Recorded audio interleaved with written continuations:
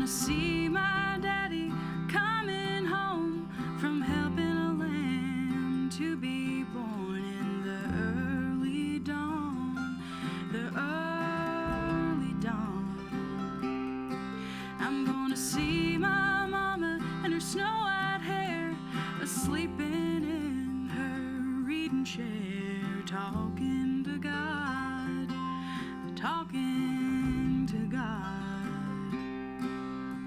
That's where my weary feet will be when I leave this world and in heaven be. It might not be what you'd expect to find, but that's heaven in my mind.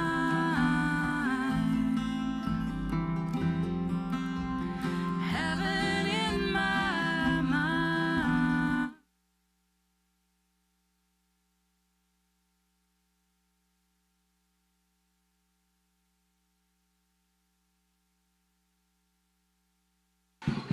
Hello, hello.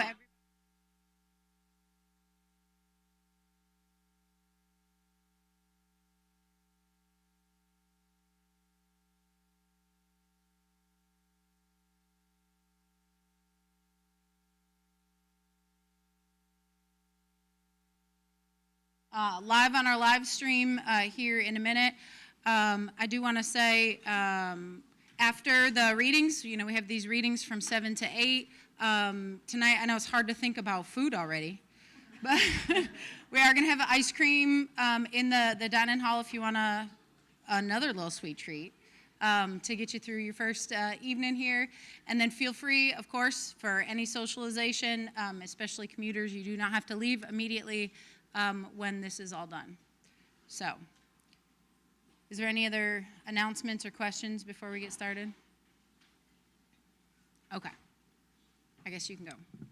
Does this need up? Do I just, if I stand like this, does it show on the live stream? Shit. Okay, there we go. We'll casual it, we'll cool. Thank you, Sarah Kate. I just know I'll mess it up if I try to adjust it. Aha, whoa, there we go.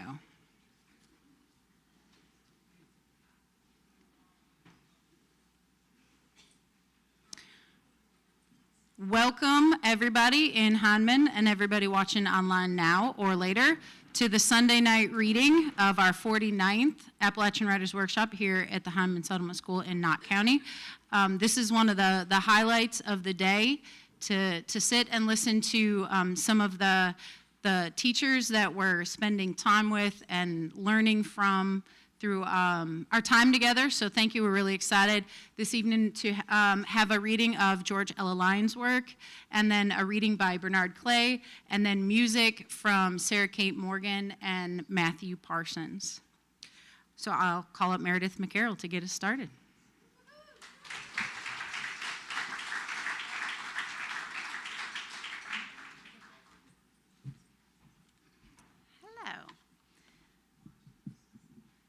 The first time I came to know the name George Ella Lyon was 2 decades ago when my first child was a baby.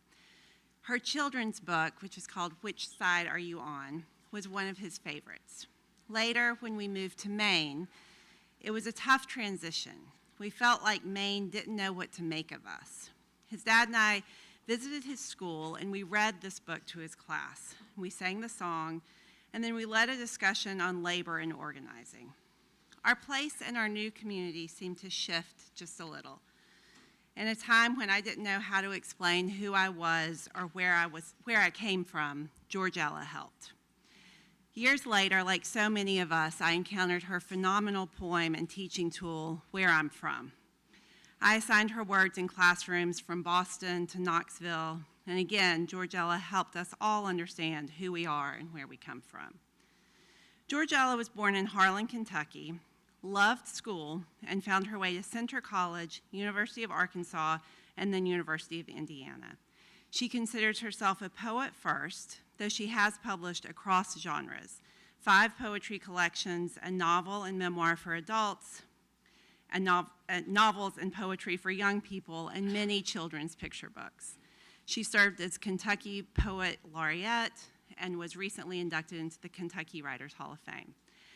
Imagine then when I came to Hindman for the first time and learned that I was sharing a room with the renowned George Ella Lyon. But if you've spent 5 minutes with her, you can predict that she immediately, once again, helped me feel at home. Some of you may have been in this room last year when George Ella led a workshop on finding your voice. Was anyone here? Okay. So you guys can correct me after I step away from the stage if I have this wrong. But as I remember it, she asked one question of the room. Who first stifled your voice? She said. And then she gave space. And people typed, pencil scratched, and she just waited. And then finally she said, who wants to share? And from one powerful moment to the next, George Ella just listened. She said, or yes. And then she would say, who else? And in that workshop, George Ella taught us all how to unstifle our voices and how to belong. When she didn't even know it, George Ella has helped me again and again find and remember who I am, which side I am on, and where I'm from.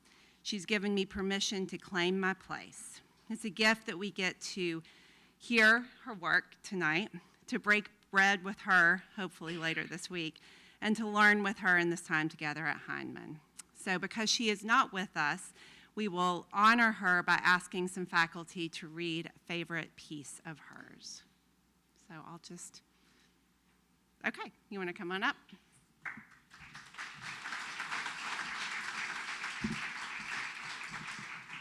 I'm going to go first because I don't know George Ella Lyon. I've met her on several occasions, but I did spend an afternoon several years ago at the Carnegie Center for Literacy and Learning in Lexington, which is a place you should check out if you live in central Kentucky. And I wandered in there. I lived nearby and read 2 of her books one afternoon, 2 of her poetry collections, and it was awesome. This poem was in neither of them. It's called I Knew You. When you hunted thundering plains and sought God underground, I knew your handprint on the cave wall, your breath through the bone flute. I was the one received you from the mystery of your mother and laid you out when your spirit was called home. I am the cloud and the cliff rock. I am the shoot of your baby's first cry that grew through your heart like a tree. I am the night you took up your burden and the morning you laid it down. Meadow song, graveyard wail. I am the end before the beginning, the manger nail that turned up at the cross. I am the stone placed on your tongue and the angel who rolled it away. Thank you.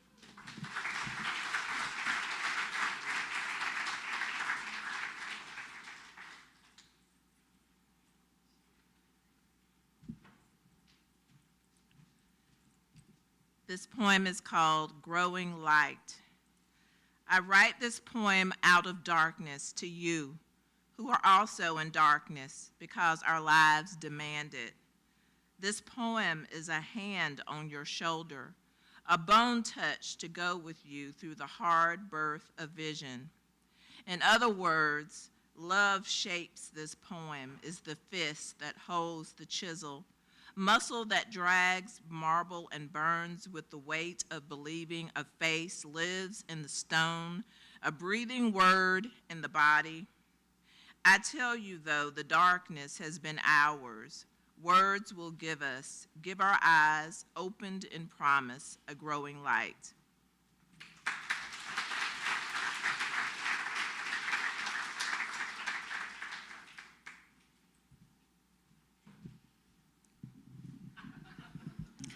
This is Keeping It Straight. When your mother told my mother that you'd come home pregnant, this was Thanksgiving your senior year, my mother told your mother, we have to get ahead of this. We have to get hold of this story right now. So on New Year's Day, they sat you down in the breakfast booth of your big old house and said, here's what happened. You two got married at the Knox County Courthouse in mid-November. We'll host a reception right here in 2 weeks. You won't be showing, and Walt will go along. This is your story. Can you keep it straight?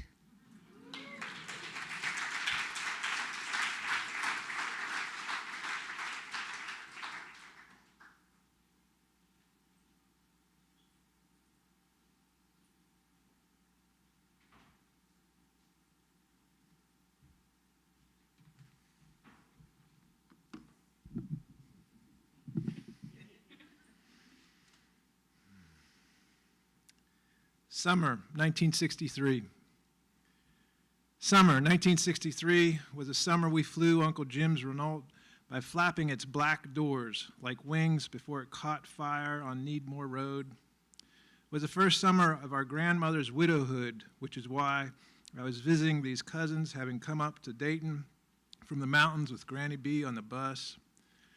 It was a summer we stood in front of Uncle Jim as he sat in his recliner in the family room and sang, "We gather together." George Ella would sing this, I know, so I won't. We gather together to ask thee a favor in three-part harmony, begging movie money and the Renault. The first summer, Granny B had been alone and grown since she had eloped with Papa Dave by train from Memphis in 1915. Yes, her son Uncle Jim said, but first you have to wash the boat, which we did. Braiding our voices around, got along without you before I met you, got to get along without you now. It was the July after the April Martin Luther King landed in the Birmingham jail, after the May police turned dogs and fire hoses on marching students, the July after the June Medgar Evers was murdered. 1963 was a summer of all I did not know, of my cousin's stories, the oldest one who had just returned from giving birth and giving up the baby, the middle one who was hiding gin in her get-set bottle, the youngest with her arms sliced and burned as if the rage in the streets had come for her. It was a summer we four, on a slow afternoon, rearranged the furniture in a Harrod Heights model home, then went for cheeseburgers at the Hasty Tasty, where the red and silver and white jukebox spun out, "Fools Rush In" and "Blowin' in the Wind," and easier said than done.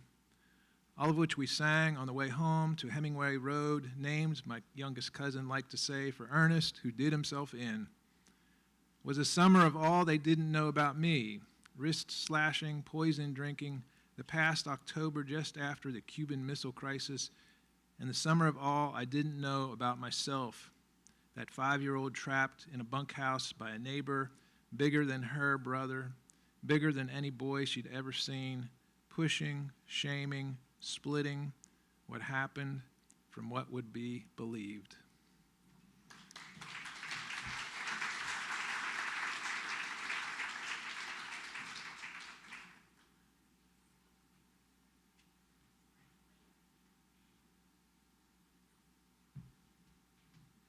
Hello.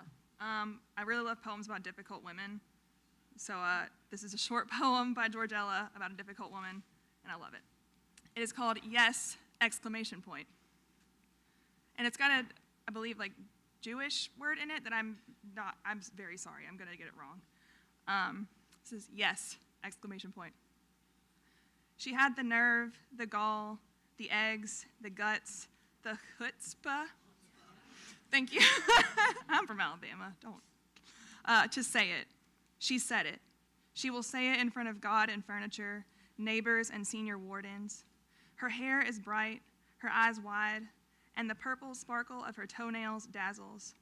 She stands up short, tall, full-bodied, willowy, her rugged hands graceful as lilies, spotted as trout, and she says in a voice that still will sing the birth of the world, she says, "No."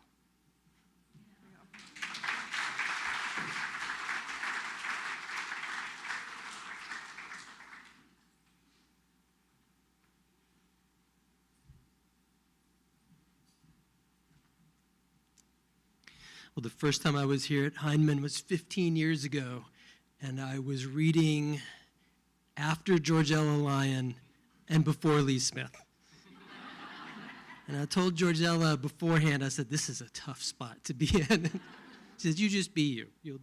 You'll do great. So I've always appreciated George Ella for that. Here's her poem from the beloved Still, the journal. I knew you. When you hunted thundering plains and sought God underground, I knew your handprint on the cave wall, your breath through the bone flute. I was the one received you from the mystery of your mother and laid you out when your spirit was called home. I am the cloud and the cliff rock. I am the shoot of your baby's first cry that grew through your heart like a tree. I'm the night you took up your burden and the morning you laid it down.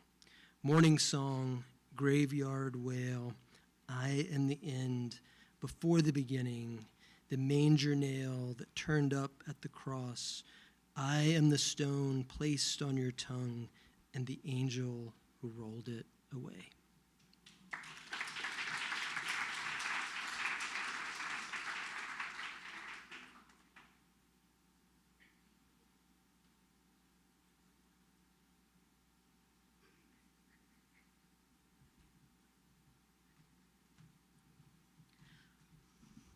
Good evening. My name is Samantha Ratcliffe, and I am very honored to introduce Bernard Clay, a poet whose work lives at the powerful intersection of place, identity, and memory. He's a native from Louisville, Kentucky. Bernard earned his MFA in creative writing from the University of Kentucky, where he found literary home among renowned Appalachian poets, Afro-Latin poets, the Collective.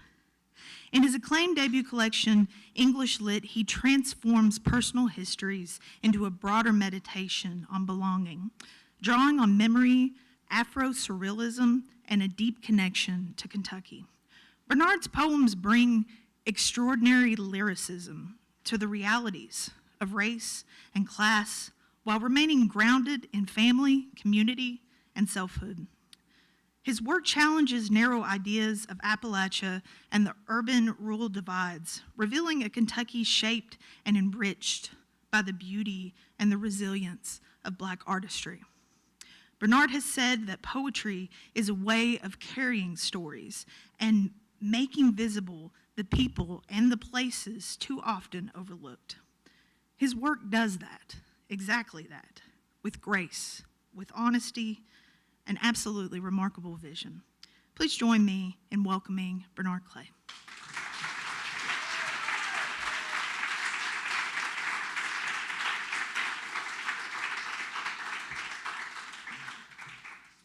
Wow, thank you for that great introduction. I don't think I've ever had an introduction like that. Thank y'all for having me here. Thank you, Melissa, for inviting me. George Ella is a touchstone in my writing career. The first time I was in a writing workshop was with a person named Frank X. Walker. And one of the first exercises we did was Where I'm From. One of those poems made it into English Lit. One of the poems that I wrote based off of that. So I'm going to read that just as an homage to George Ella, who I love also, like everyone. It's called My Peoples Believe in Work. It does not sound just like where I'm from. I had to change it a little bit. So it's My Peoples Believe in Work. I remember Big Sis coming in, smelling of onions and taco meat, working till 1 a.m., on a school night, talking about she a slave for the man. At the time, I wondered who the man was. Mom and Dad hollering because she spent all her paychecks on clothes and stuff. Later, I remember other big sis coming home late, bragging about straight A's. After 3 hours of chorus and 4 hours of work, hands all rough and dry, Mom and Dad praising her. She saved her revenue in a bank for college so she could sing her way out of the 9 to 5. A few years later, at 16, tired of pulling nothing but lint from my pocket, I started putting in hours after school. At a variety of fast food shacks, ideal of being a writer sprouting in my head, clocking in at 4 p.m. and not leaving till close. I didn't like it, giving my hours away for money. It ended up giving back to the same folks anyway. And mom and dad shaking their head because my dollars were in jars under the bed and I was always screaming, I ain't going to do nothing with this for the rest of my life. Working for 40 hours a week and 40 years just so I can die with a fat pocket, a nice car, and a house in the hills, that ain't me. I need to stand for something. Nowadays, big sis say something about being a slave after a 40-hour week. Other big sis mentions those A's sometimes after cleaning house 8 hours a day. And I wonder, do they still stand for something? And will I?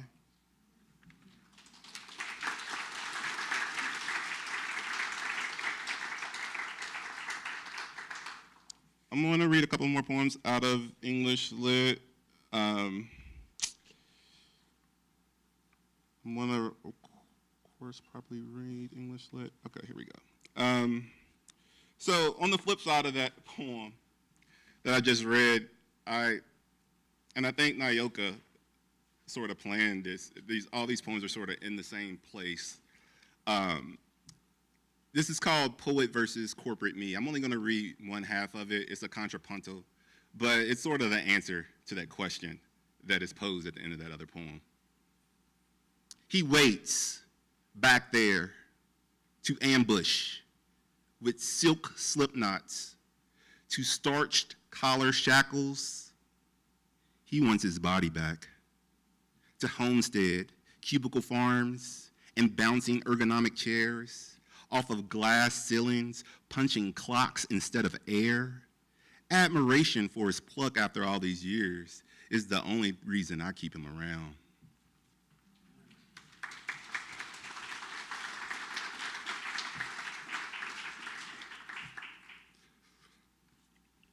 This is the namesake poem. So for people who are in my class, you don't expect any English Lit type stuff in there. English Lit ain't never meant shit to me, a griot from Urban Decay. I care less about the way the Middle English or even their contemporaries display their masturbation, AKA mastery of a native tongue, sprung from spliced together, stolen components of failed conquest-thirsty cultures.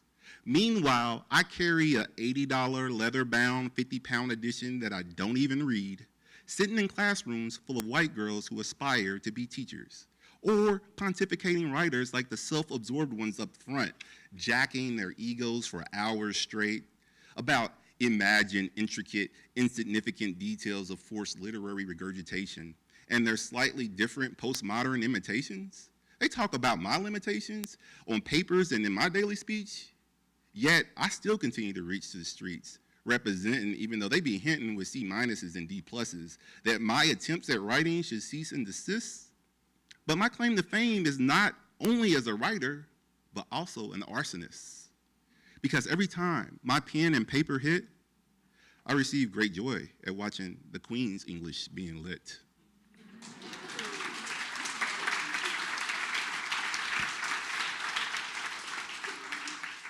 I'm gonna read some newer pieces. Hopefully I got some time to do that.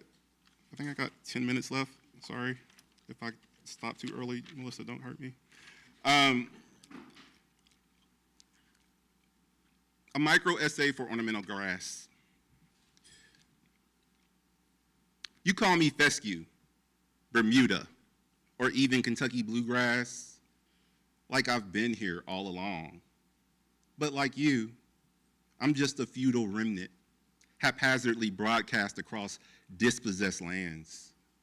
The colonizer's blueprint, a rolled out carpet of familiar Eurasian green ahead of your arrival, savagely replacing all the native big blue stems, stands, and gamma grasses and switch grasses that multiculturally bunch across the savanna with sun-burnable blades of homogeneity which collapse with every frequenting drought, with my shallow roots that shed off millennia of spongy topsoil and retain no moisture with ever-growingly intense storms. I was the scout who softened this land for your ancestors' conquests.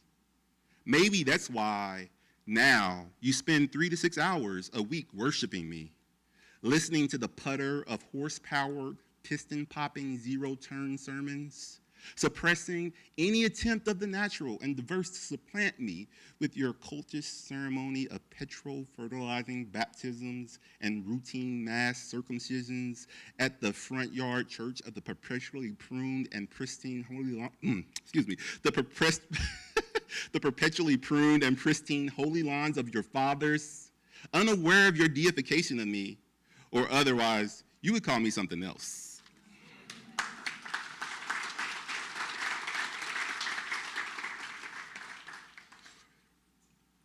A holler hello, YMMV in Appalachia. YMMV stands for Your Miles May Vary in Appalachia. Hospitality hops them in their full-size truck, gnawing up the gravel skin whittled in the contours leading up to your front door. Riding tornadic, opaque clouds that appear and then clear like their dead lighter, flint-flicked smiles will when they finally set eyes on you. Without a hello, they'll no-look football spiral a tight aluminum clutch of zucchini bread, which BT Dubs will be the best you'll ever have, buttery and sweet, dark green skin, chunks of squash meat like a 5-star Foxfire chef put in both feet. It will still be warm in your hand, as warm as a Black Baptist church service on a rural one-lane road on a Sunday in May, warmer than the way they'll ask exclusively your partner with icebox eyes, who you church with. Their doors will be a slamming and tires will be a spinning before she can get out the lick informally Catholic, and y'all will be swallowing a gritty black cloud as they blow coal out of there, peeling out limestone shrapnel at both your shins, and will never grace your threshold again. But that bread would have had you join in any sect in a sec. Luckily for you, the invitation was never extended. Thank y'all.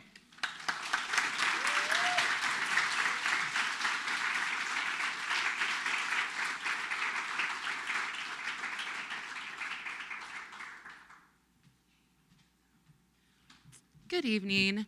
My name is Sarah Insalako. I'm the archivist here at the settlement. But before I get to introduce Sarah Kate Morgan, I wanted to tell you guys about a project that I'm spearheading here at the settlement. Next year is the 50th anniversary of the Appalachian Writers Workshop. Like, isn't that pretty incredible? But we are doing the Appalachian Writers Oral History Project, and I have a biting list of people that I would like to talk to. So, Shellian, coming for you. Nema, Annie Woodford, Jean Dowdy, which we've already talked to, Jane Moore Waldrop, Carter Sickles, Bernard Clay, Angela Jackson Brown, Jesse Graves, Patty Miller, Pam Campbell with a P, Melissa Helton, Clay Spencer, any Ironwood alum, Gwen, I'm looking at you.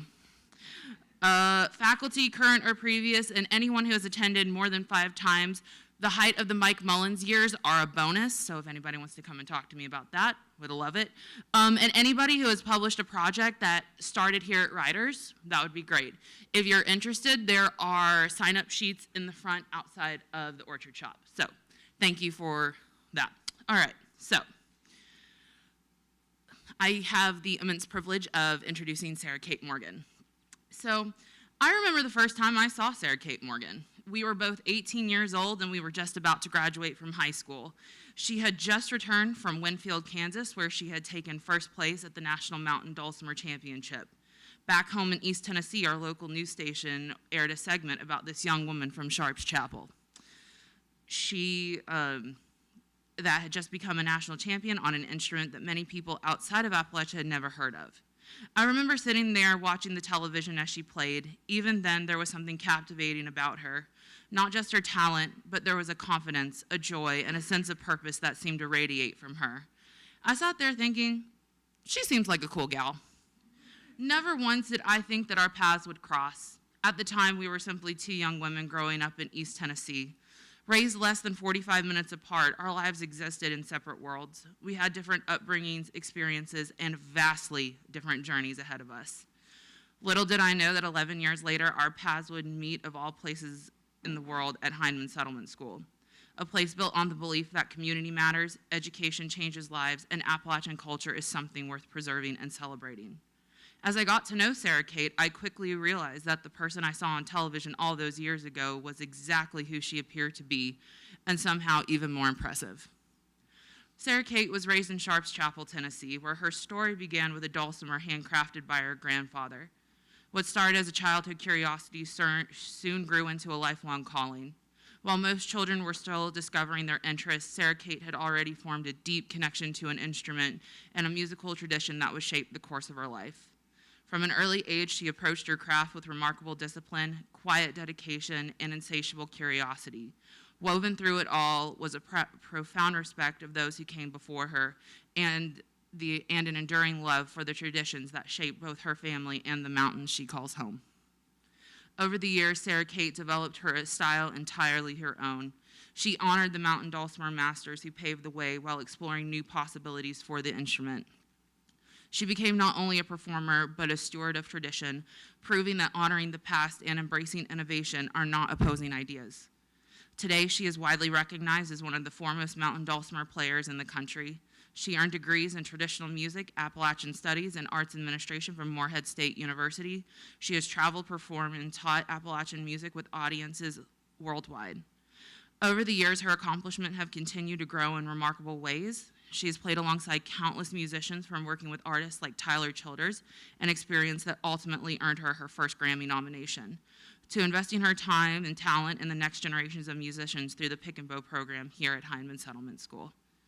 There is something profoundly special about a person who can stand among celebrated artists and then turn around and devote the same energy, passion, and care to children learning their first notes. That, to me, says everything about who Sarah Kate is, and while her music accomplishments are extraordinary, they are only part of the story. The truth is, Sarah Kate's greatest gift has never been just the dulcimer, it's people. She has this incredible ability to make people feel seen by remembering the details, asking questions, and genuinely listening to the answers. She notices when someone's struggling. She celebrates others without jealousy and encourages without expectation, and gives herself freely without wanting recognition for it. Sarah Kate is one of the most gentlest souls you will ever meet.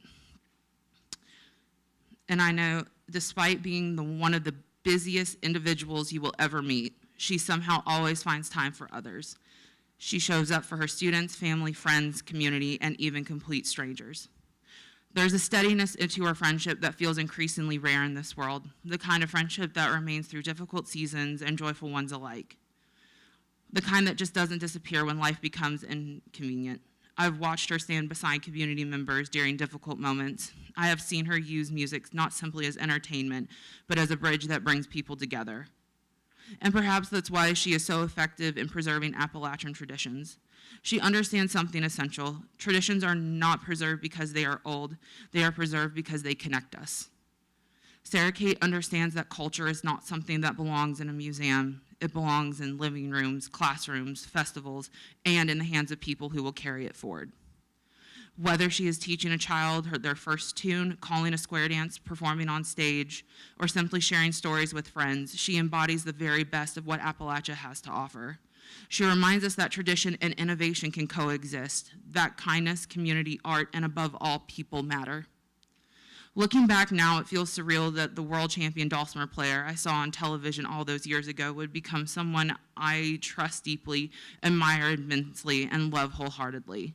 I am grateful our paths crossed here in Heinemann, for the work that brought us together, and for the friendship that grew from shared experiences.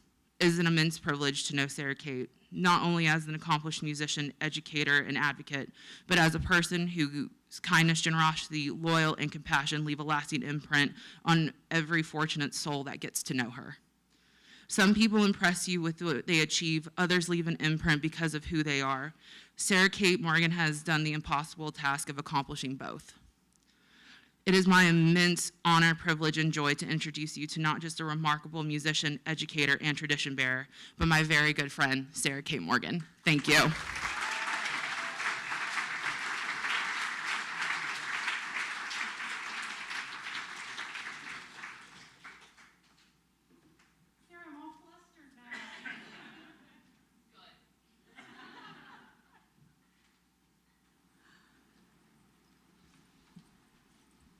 Well, good evening, y'all. I'll be your musician in residence for the week. And I'm actually the musician in residence here all the time. So actually, it's y'all that are the ones in residence, because I'm just here. But my job this week is to provide the musical lubrication in their evenings in the gathering place, and I'll be teaching and doing a couple of other things during the weeks.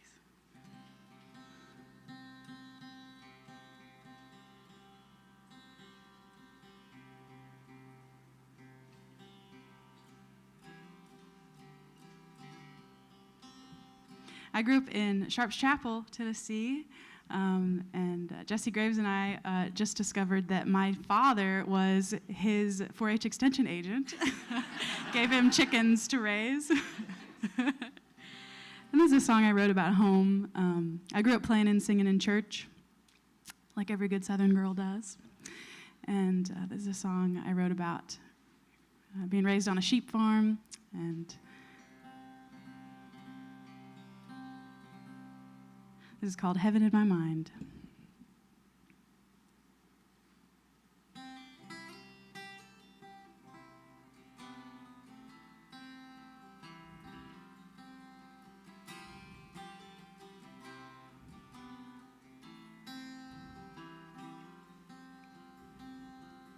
I'm gonna see my daddy coming home from helping a lamb to be born in the early dawn, the early dawn. I'm gonna see my mama in her snow-white hair, a-sleeping in her reading chair, talking to God, talking to God. That's where my weary feet will be when I leave this world and in heaven be.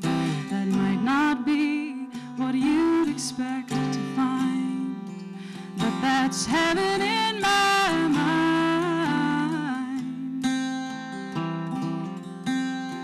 Heaven in my mind.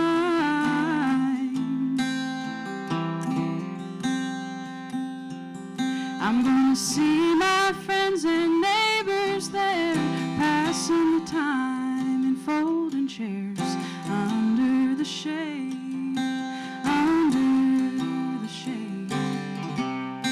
I'm gonna walk down to a swimming hole, let the muddy water soothe my soul and make me whole, make me whole.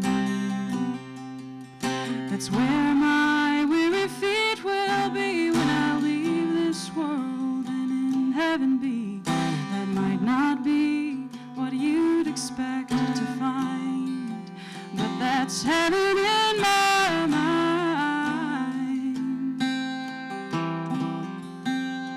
Heaven in my mind.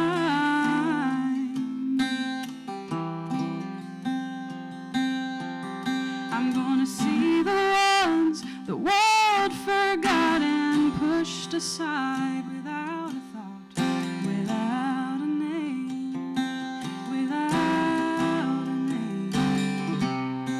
I'm gonna see the ones the church refused to love, although their hearts were pure and their hands did good, their hands did good. That's where my weary feet will be when I leave this world and in heaven be. That might not be what you'd expect to find, but that's heaven in my mind.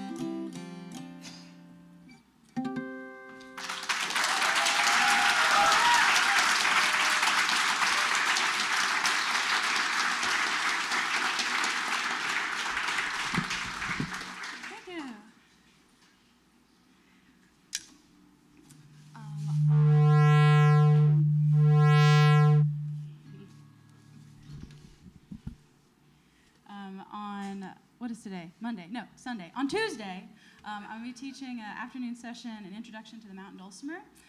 If you need a little brain break to do something that's not riding, this is your chance. I have a classroom set of mountain dulcimers. If you want to come, I'll give you I'll give you the same lesson I give second graders. That's what you're getting. I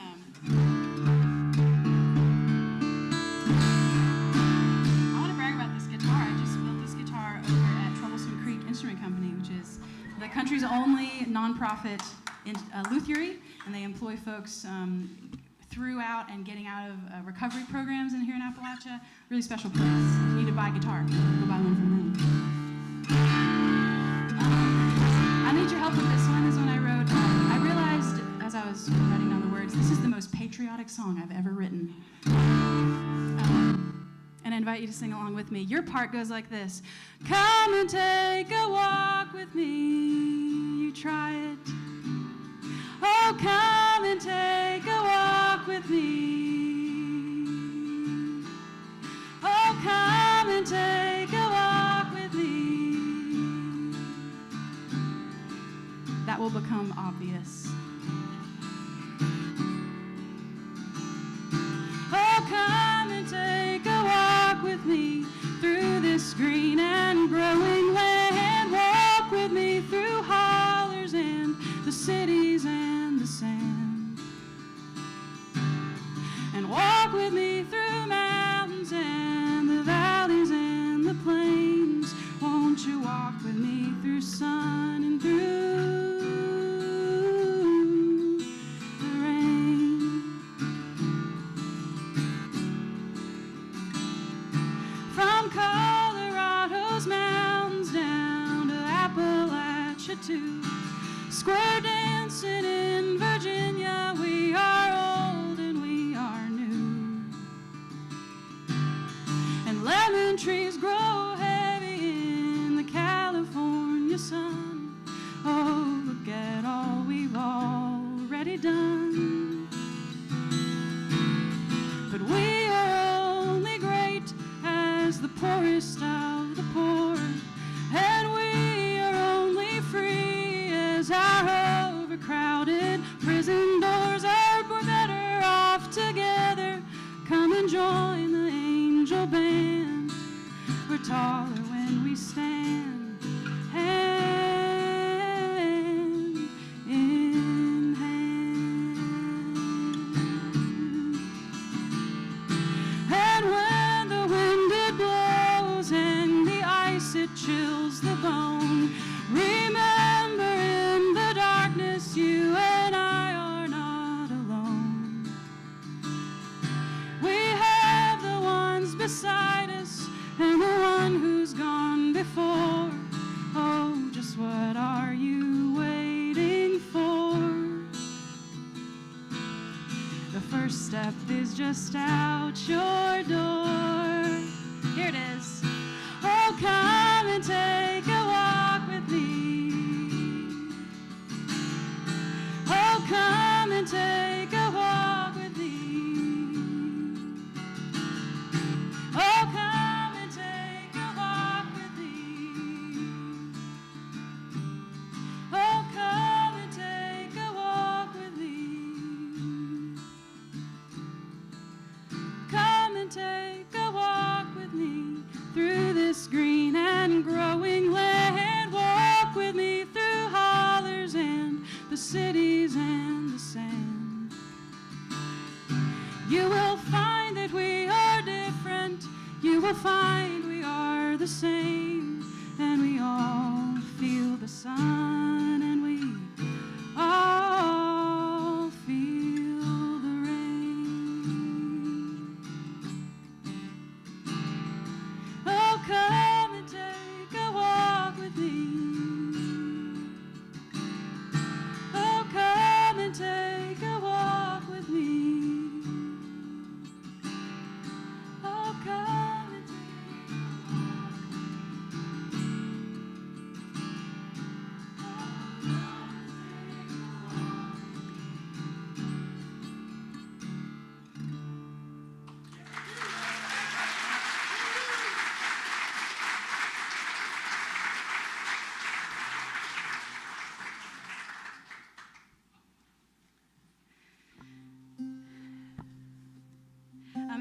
any of y'all are musicians or brought an instrument with you, I would love to play with you. In the evenings, we gather over in the porch of the Red Building. Bring an instrument. I'll lead some sing-alongs. We'll pick a few tunes. On Wednesday, there's the all-important character square dance. I'm going to be your caller, so I got you. Don't worry about it. If you can walk, you can square dance. I promise. You're going to have a blast.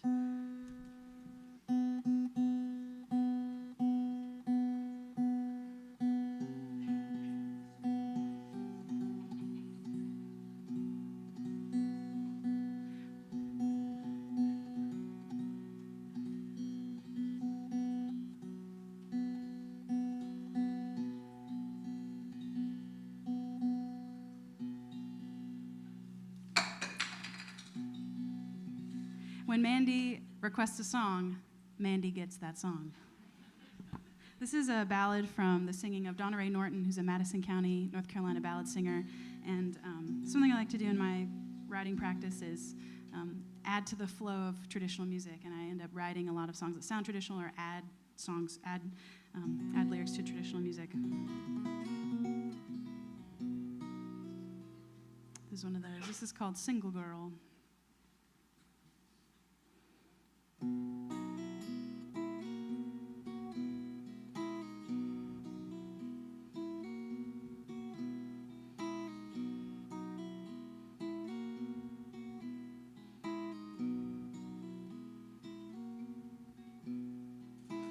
When I was a single girl, had shoes of the very best kind. Now that I'm a married girl, go barefoot all the time. Wish I was a single girl again, and I wish I was a single girl again.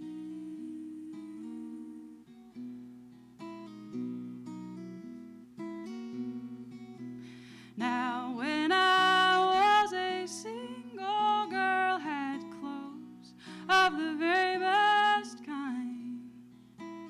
Now that I'm a married girl, run ragged all the time. Wish I was a single girl again, and I wish I was a single girl again.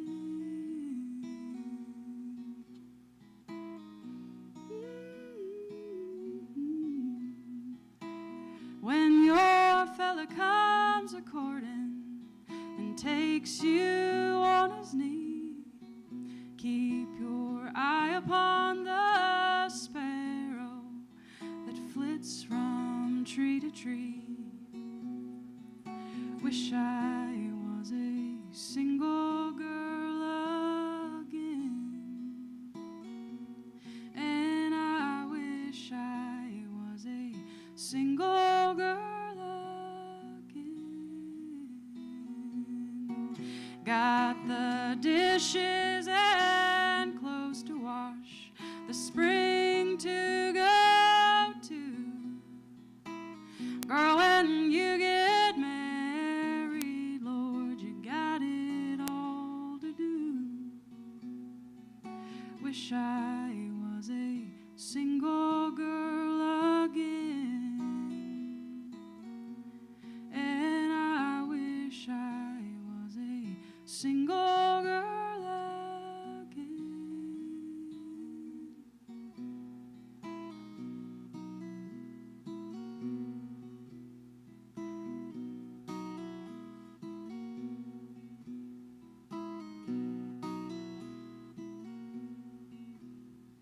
The winter's past, the leaves are green. My husband's in the ground. This house is cold and empty. No youngins are running around. Wish I was a married girl again, and I wish I was a married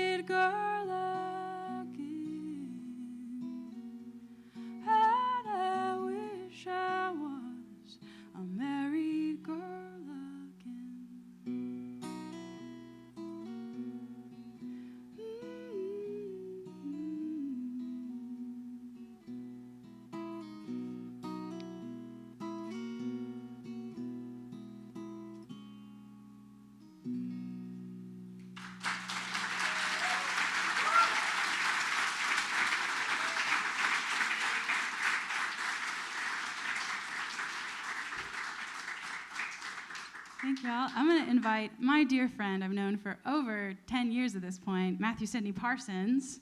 We went to school together, or no, not really. We went to school in a similar place, but I got to know him during my time in Moorhead when I first moved to Kentucky.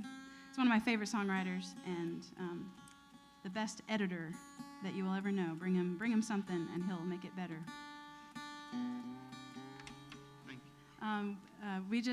Matt just taught a wonderful pre-retreat in songwriting, and Matt organizes, along with my dear friend Anna Klein, we work together to organize the Appalachian Songwriters Retreat. This year's our second year. Last year was our very first time, and we're excited to do it again. Y'all sign up for that thing. Yeah, coming It's up in gonna be August. great. We do have an absolute blast, and I'd like to point out that if you don't have a ton of musical experience or a ton of songwriting experience, you do have some music experience, either way, you won't be the only person there who's having that experience, I promise. There will be other people. You're not going to be alone. There are going to be others who also are unsure. And then if you are a professional and you have written songs and you've performed a lot and you're thinking, well, what do I need a workshop for? Look at all of the professional authors sitting around you who are in workshop for poetry and fiction and nonfiction.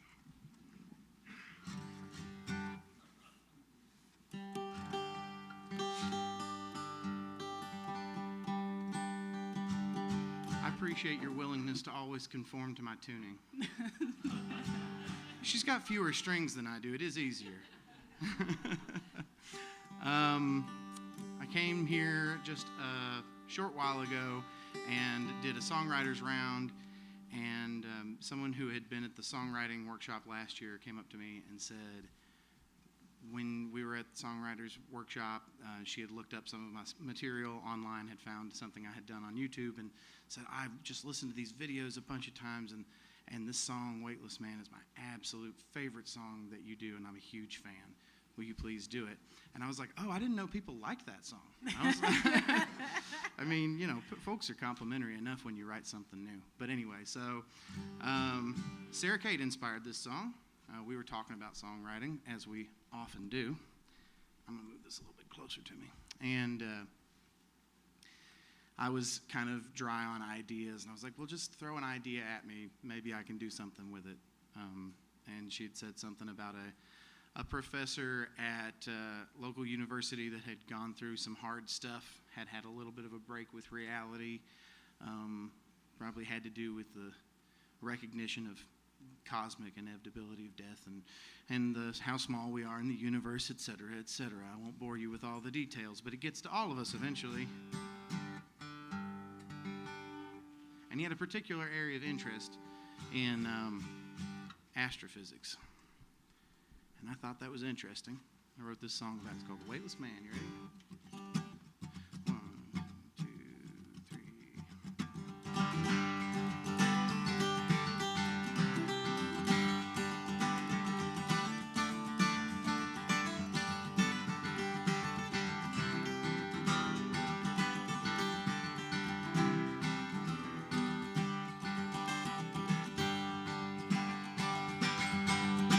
Well, I spent many years with my eyes on a chalkboard, trying to think up a plan. If closer to heaven was all that I aimed for, could I somehow get there in a broken down van? Well, it's all systems go. The countdown has started. I'm tired of the things that I am. Up there I'll rest, no more broken-hearted. The weightless man, the weightless man. And it's, Lord, don't you know, it's downward we go, when up was the way you had planned. Be happy to be the fool who believes in the weightless man, the weightless man.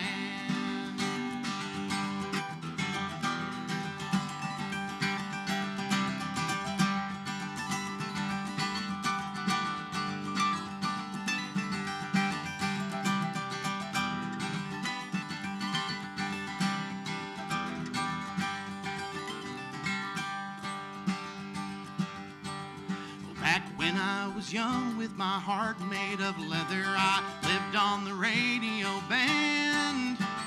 Now that I'm older, it's all taped together. I've got to go see for myself while I can.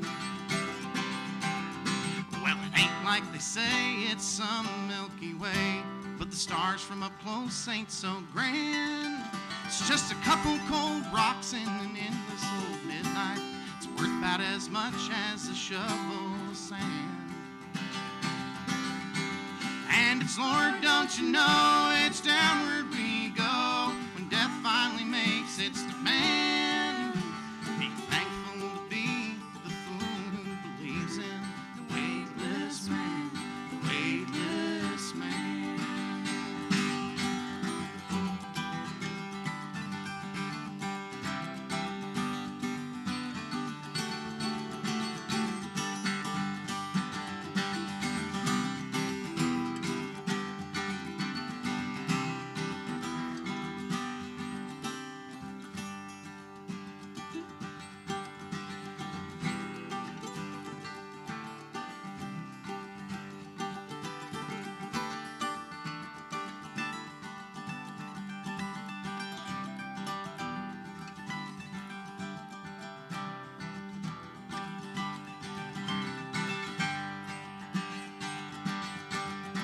So bury my body in the seat of my Chevy with a rocket and no way to land. When all of the things that had weighed so heavy are finally out of my hands. Well, I'm an airborne buffoon with a head full of room, in a spacesuit and a broken down van. Feeling listless, but soon I'll dance on the moon. The weightless man, the weightless man. And Lord, don't you know there was nowhere to go? The world had had all it could stand. When the heavens came down in the wreckage they found. The weightless man, the weightless man, the weightless man.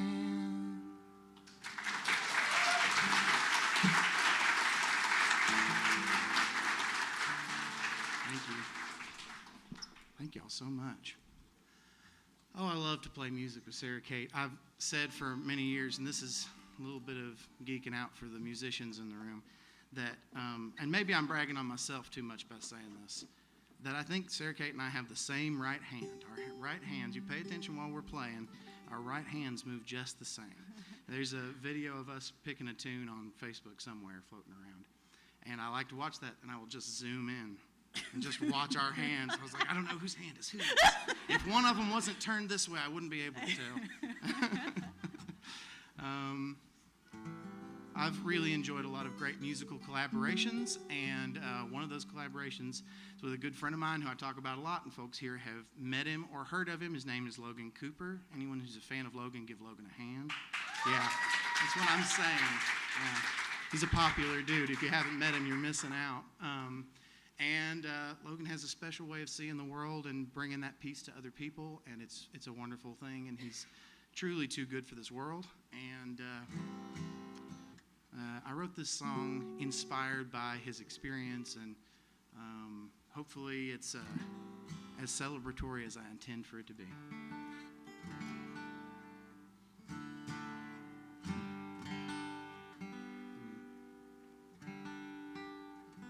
I'm doing this for y'all.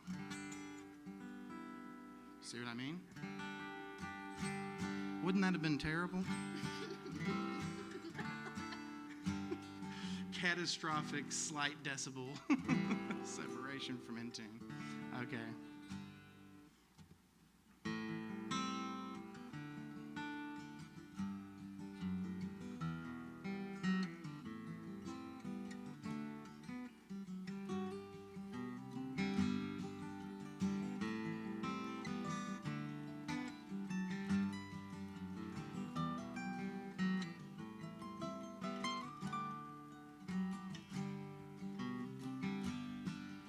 Well, I've heard them say I'm lost, and who the hell is Mandelbrot?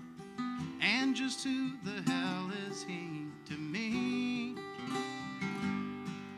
Is he dumb or wackadoo? Either way, he ain't fit for school, and he don't seem to care for the TV. But I'm seeing everything like the afterburn of the guitar string, moving like the planets to align. Well, how can I learn everything in time? And how there's nothing to regret. All those things ain't happened yet, and everything infinity confronts. And time is just so it don't happen all at once.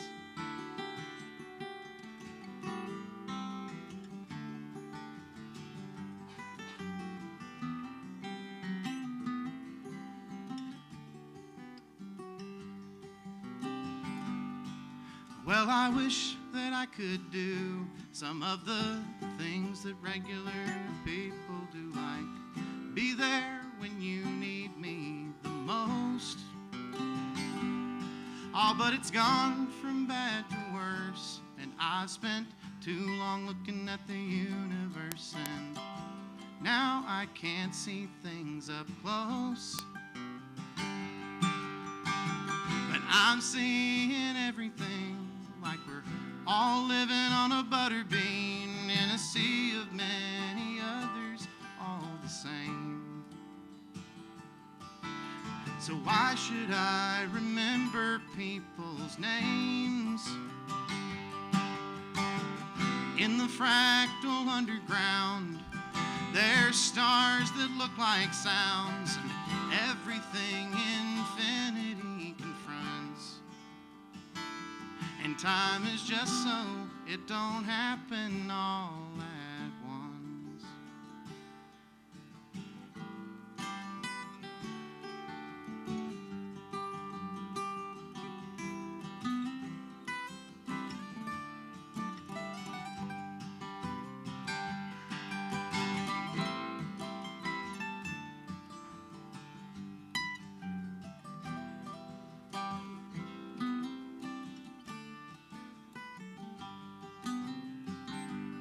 It's all infinitely large, and we're riding the tail of a shooting star, so it's hard to care about the things you do. But I guess if it were me, I was looking at it logically, I reckon you'd feel that way too. I think I get it now. We're supposed to love the difference, and how the larger and the smaller truths collide. And maybe we should spend the day inside. I'll watch a badly written TV show. I want to know the things that you know, and everything infinity confronts. And every moment that the heart wants what it wants. And time is just so it don't happen all at once.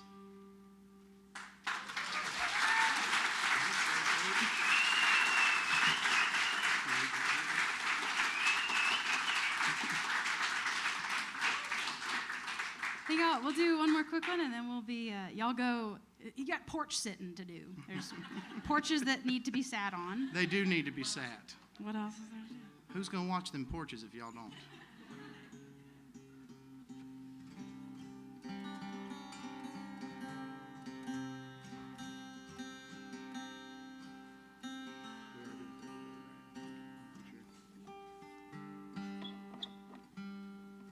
Make sure I'm in tune.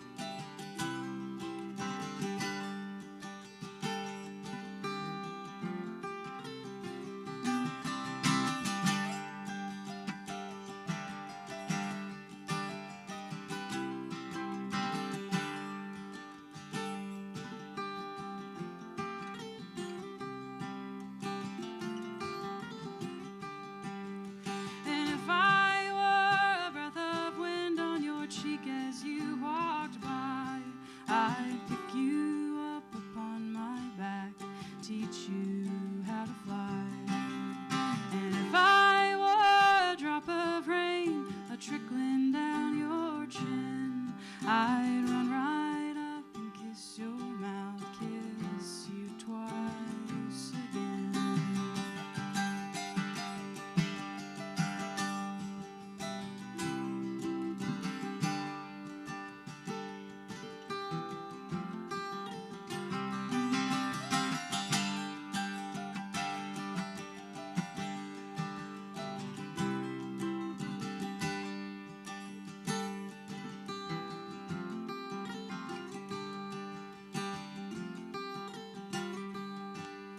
And if I were a tall green pine, fell down into logs, I'd build a house for you to live, keep you safe all the time.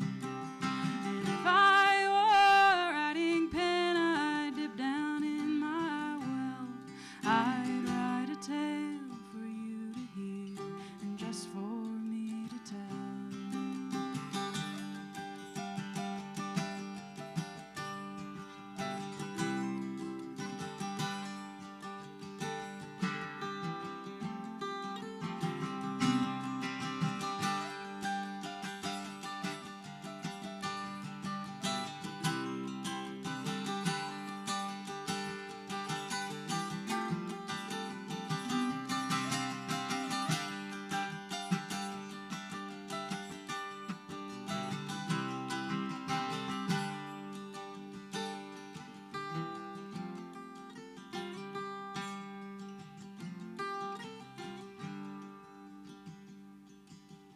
And if I were a feather bed in your house of fine, I'd wrap you in my arms each night, keep you warm in the wintertime. I'd wrap you in my arms each night, keep you warm in the wintertime. Thank y'all so much. Have a wonderful week. Thank you all. Sarah Kate Morgan, y'all.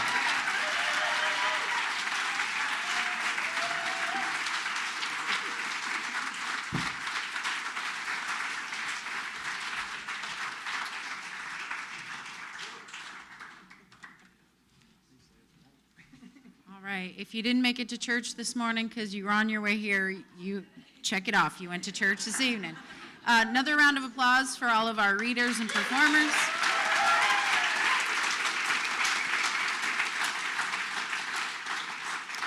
Thank you so much for joining us. Join us again tomorrow at 7 p.m. for tomorrow night's faculty readings. Thank you.